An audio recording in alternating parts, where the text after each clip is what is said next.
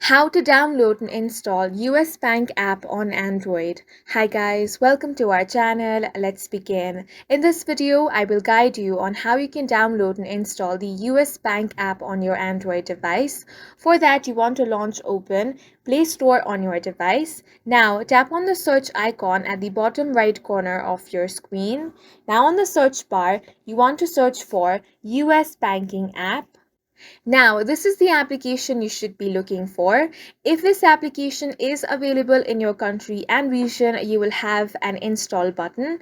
Go ahead and tap on install. As soon as you do that, the download will begin. Now, depending on the speed of the internet, it will take some time for the download to be completed.